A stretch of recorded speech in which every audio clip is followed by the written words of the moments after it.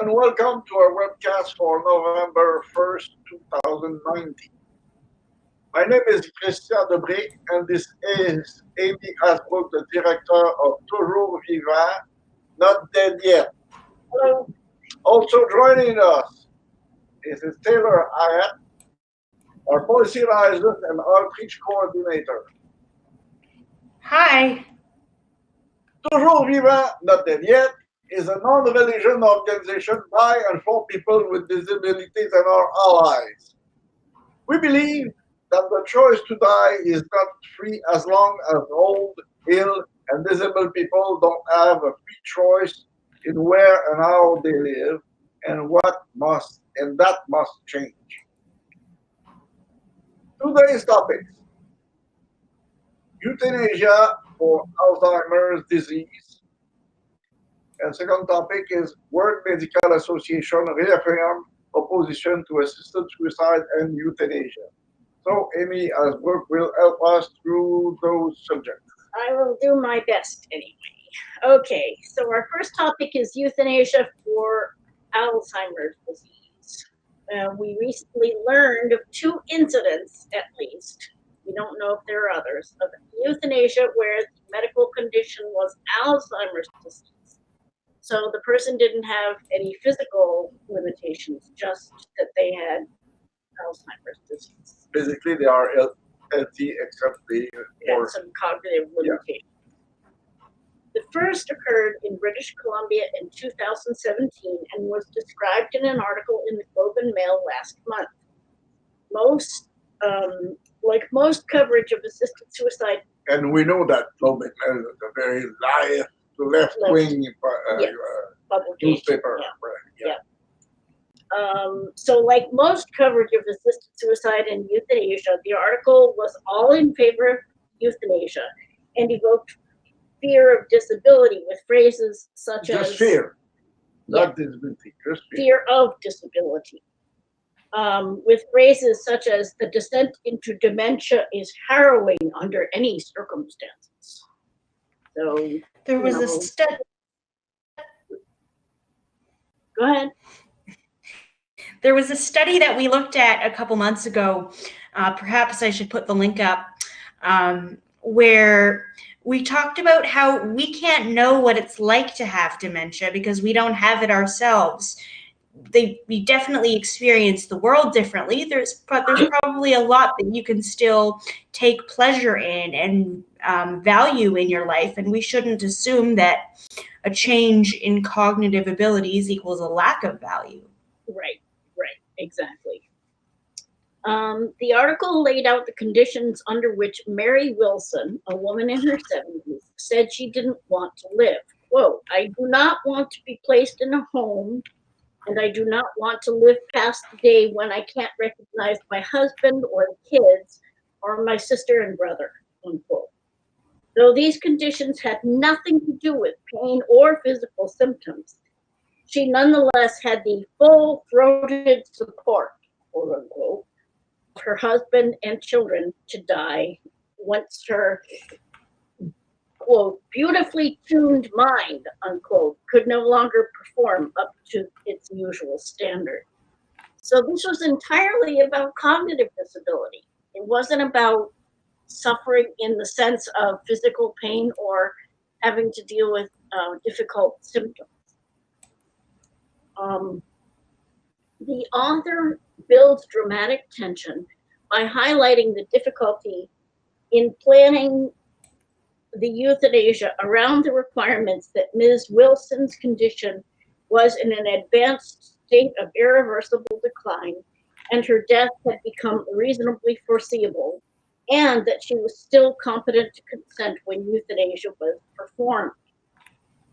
Events came to a head in the summer of 2017 when Ms. Wilson's husband was hospitalized and could no longer help her with daily activities like dressing.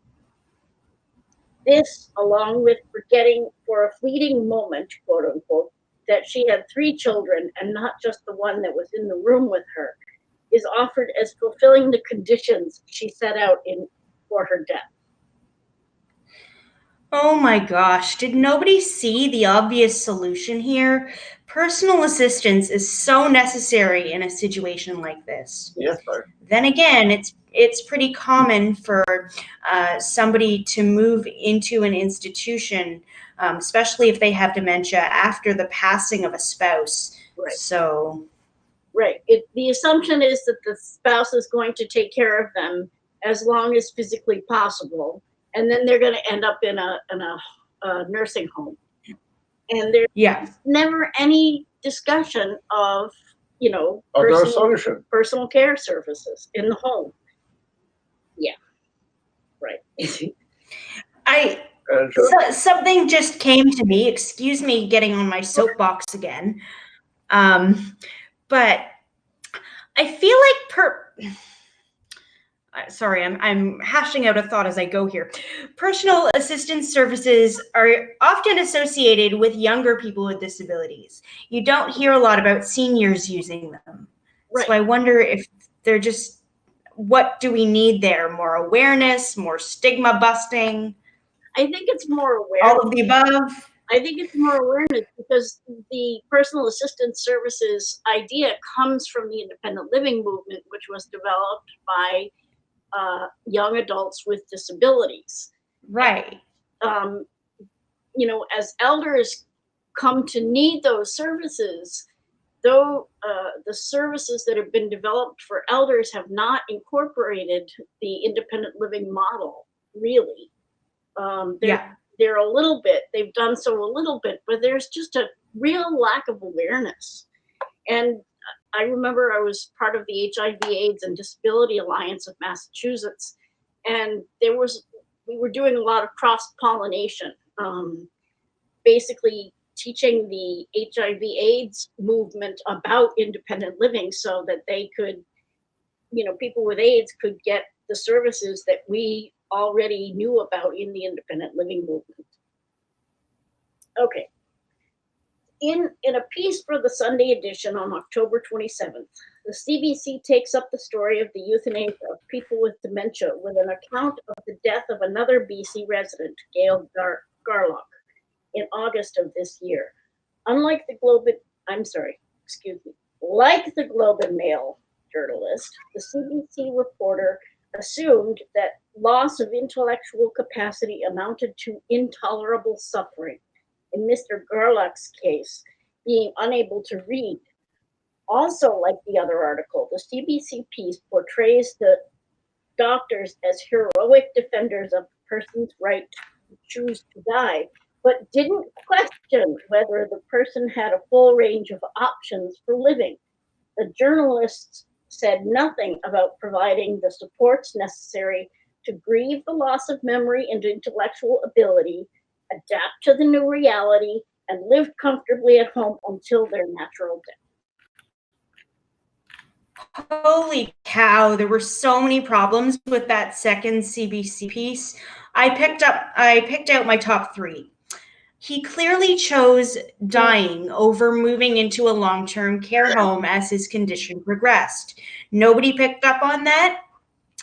Second, a quote from the man's doctor. She says, they need to understand what their life would look like if they don't have an assisted death.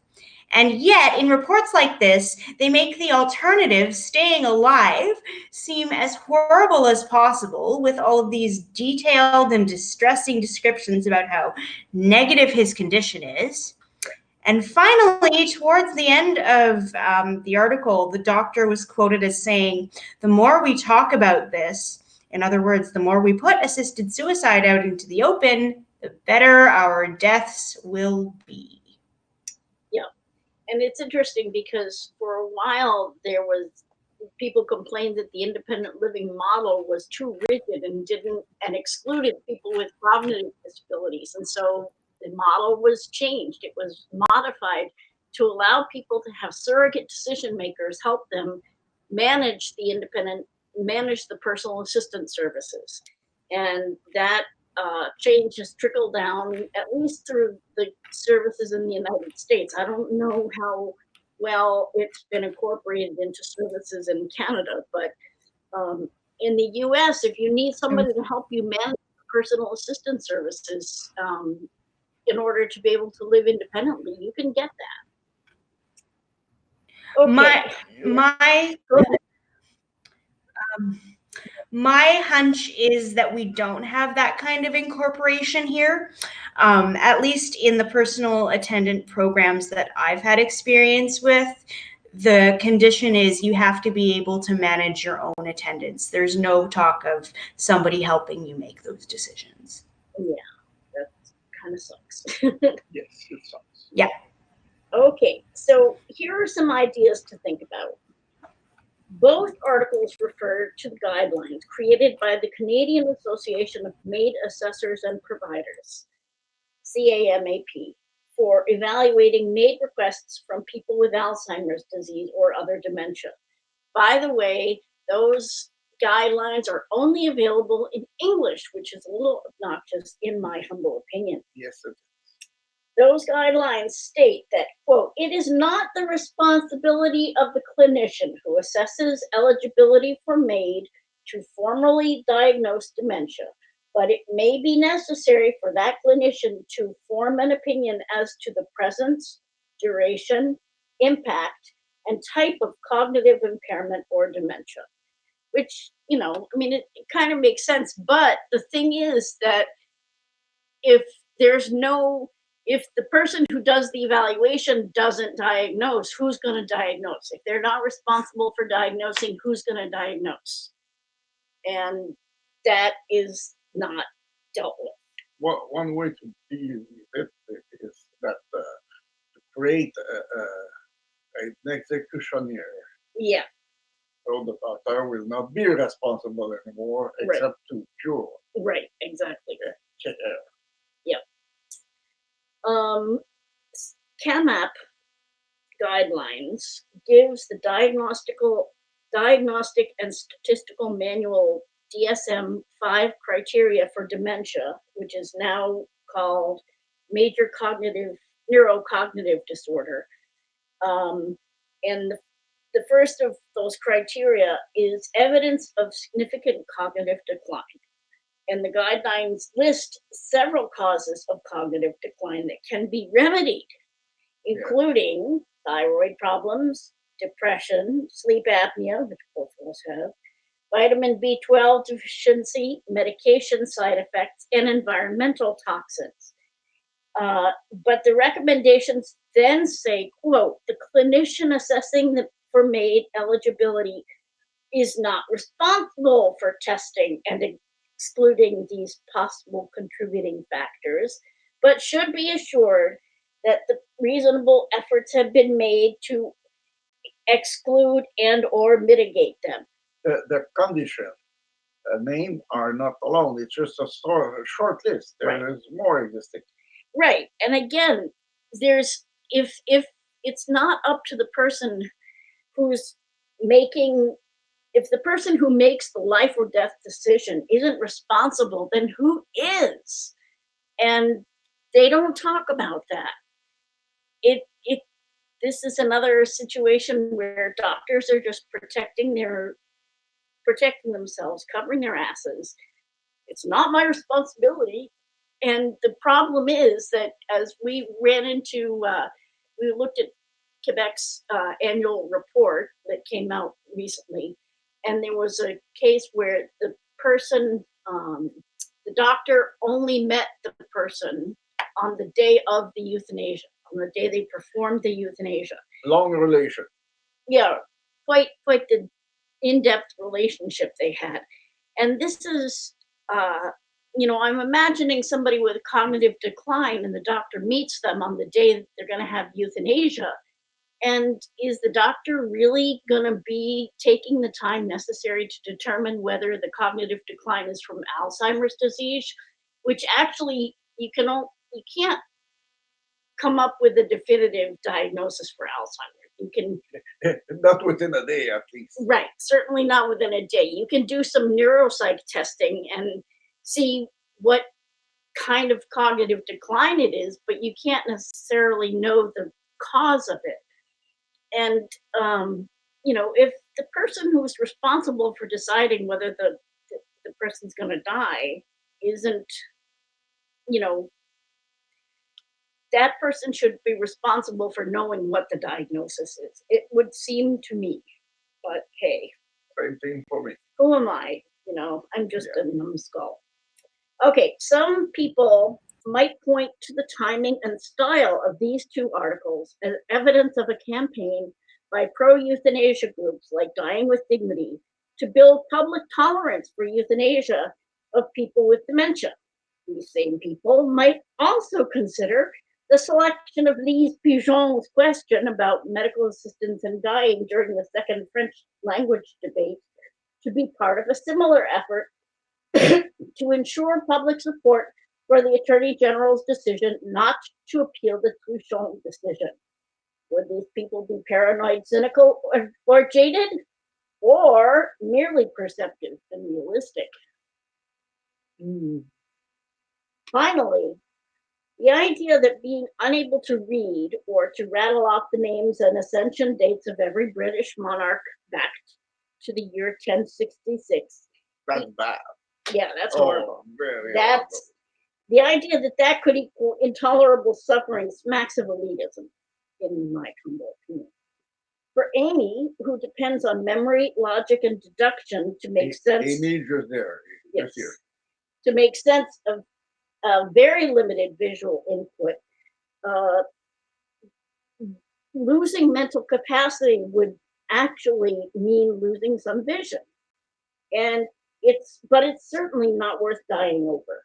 Being around disabled people and having a disability means learning to accept people as they are, to take one day at a time, that there's more than one way to get things done, and to appreciate the important things in life. So it doesn't really matter if you don't have the highest mental capacity, you can still enjoy it.